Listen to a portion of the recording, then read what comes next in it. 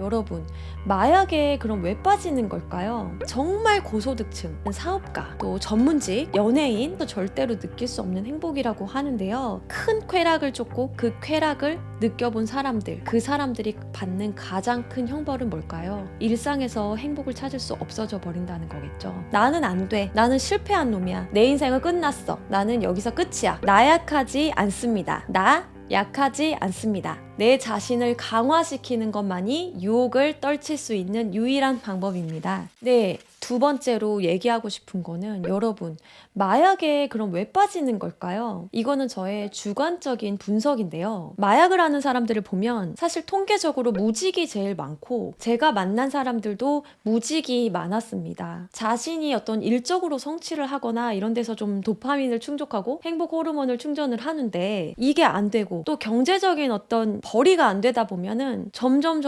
나는 아무것도 할 수 없는 사람이야. 내 인생은 망했어. 이러면서 행복을 찾을 수 있는 길이 막힌다라고 생각을 하기 때문에 여기서 쾌락을 쫓기 위해 마약에 빠지는 사람들을 많이 보았고요. 꼭 이런 사람들만 마약에 빠지는 것이 아니라 정말 고소득층, 진짜 누가 봐도 돈을 잘 버는 사업가, 또 전문직, 연예인 이런 일반적으로 돈을 버는 사람들보다 많이 돈을 버는 고소득층 이런 사람들이 또 마약에 빠지는 것을 우리가 뉴스를 통해서 접합니다. 왜 이렇게 이분법적인 양극화되는 양상이 나타날까? 이건 제가 개인적으로 생각을 해본 건데요. 어쩌면 이 사람들이 생각하는 건 한 가지로 똑같은 것 같아요. 나는 더 이상 할 게 없구나. 내 인생을 바꾸기 위해서 할 수 있는 게 없구나. 이런 생각을 했을 때 마약에 쉽게 빠지는 것 같습니다. 일단은 무직이거나 저소득층인 사람들은 자기 자신을 굉장히 한계짓는 사람들이 많아요. 제가 다른 영상에서 제발 자기 자신을 한계짓지 말라고 얘기를 드렸었는데 나는 안 돼. 나는 실패한 놈이야. 내 인생은 끝났어. 나는 여기서 끝이야. 이렇게 생각을 하다 보면 더 어떻게 할 게 없는 거예요. 내가 뭘 한들 망할 거라고 생각하는데 뭘 시도할 수 있으며 뭘 도전할 수 있겠습니까? 그렇다면 내가 행복을 찾을 수 있는 것은 쾌락뿐이라는 생각에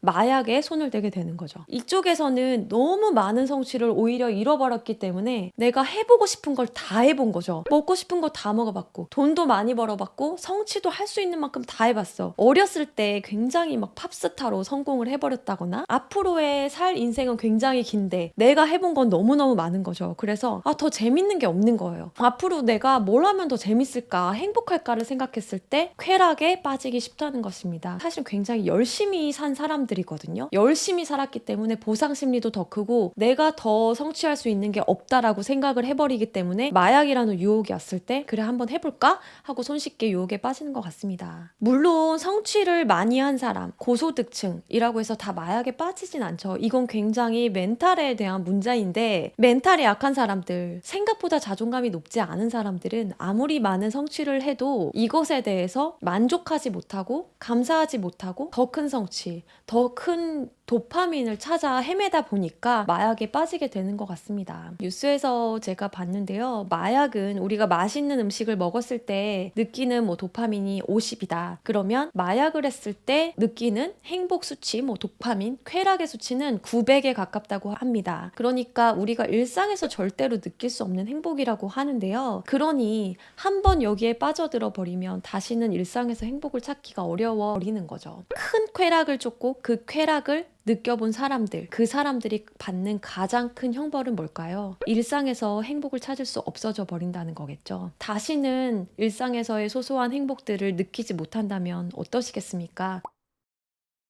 네, 여러분, 그러면 우리가 어떻게 도파민이라는 키워드가 만연한 세상에 또 점점 미디어가 발전하고 남과 비교하면서 더 큰 자극과 행복을 추구하는, 더 큰 쾌락을 추구하는 이 시대에 우리가 어떻게 행복을 찾아야 할까요? 제가 만든 말인데 소확행 대신에 스확행이라는 말을 한번 도입해보면 어떨까요? 스스로 찾는 행복입니다. 내가 해서 얻는 행복인 거예요. 여러분, 마약, 명품 소비 이런 것들은요. 외부에서 내부로 오는 쾌락이에요. 예를 들면 마약은 외부 물질을 내 몸에 주입을 하는 겁니다. 외부에서 오는 거죠. 그런데 스스로 만들어내는 행복은 안에서 표출되는 행복입니다. 내가 내 스스로에 대해서 하고 싶은 것들 있죠. 나 자신이 추구하는 게 뭔지를 계속 들여다봤을 때 내가 외부적으로 어떤 것을 주는 행복. 예를 들면 나는 맛있는 음식을 할 줄 모르는 사람이에요. 그런데 요리책을 보면서 맛있는 음식을 한번 만들어 본 거예요. 그랬더니 너무너무 뿌듯하고 행복한 행복하잖아요. 이렇게 자기 자신을 개발하는 행복을 한번 우리가 스스로 정말 확실하게 느낄 수 있는 행복이라고 생각하고 계속 해보면 어떨까 싶어요. 다른 말로 말하면 자기 개발을 통해 얻는 행복을 이야기하는 건데요. 독서를 한다거나 어떤 컨텐츠를 소비하더라도 자극만을 쫓는 콘텐츠를 따를 것이 아니라 나에게 어떤 강력한 메시지를 주는 컨텐츠들을 보면서 내 인생을 강화시키는 경험을 해보면 어떨까요? 여러분, 행복은 자기 자신만이 자기 자신에게 줄 수 있다라고 생각을 합니다. 스스로 한 것만이 진짜 행복입니다. 내가 무언가를 성취했을 때 느끼는 행복, 무언가를 만들어냈을 때의 행복, 그것만이 진짜 행복이라고 저는 믿어 의심치 않습니다. 내부에서 추구하는 행복을 계속 찾아 나가시기 위해서 애써주셨으면 좋겠습니다. 우리 모두 눈을 가리고 귀를 막을 수도 없습니다. 결국은 자기 인생에 주인은 자기고 자기만이 스스로를 컨트롤할 수 있다는 거. 인내와 절제와 성취, 이런 고리타분한 단어들이 진정한 행복을 찾아줄 수 있다는 거 꼭 믿어주셨으면 좋겠습니다. 남한테 받을 것을 찾는 것이 아니라 내가 남한테 줄 수 있는 것을 찾으면 셀프 컨트롤, 자기 자신을 컨트롤할 수 있거든요. 남이 나한테 뭘 줘야 행복한 사람들은 유혹에 빠지기가 더 쉽습니다. 왜냐? 남이 나한테 주는 것은 내가 컨트롤할 수 없는 행위들이기 때문입니다. 그런데 내가 남한테 주는 것을 즐기는 사람들은 셀프 컨트롤이 가능한 거죠. 내가 남한테 주는 것은 언제든지 자기가 컨트롤할 수 있는 것이기 때문입니다.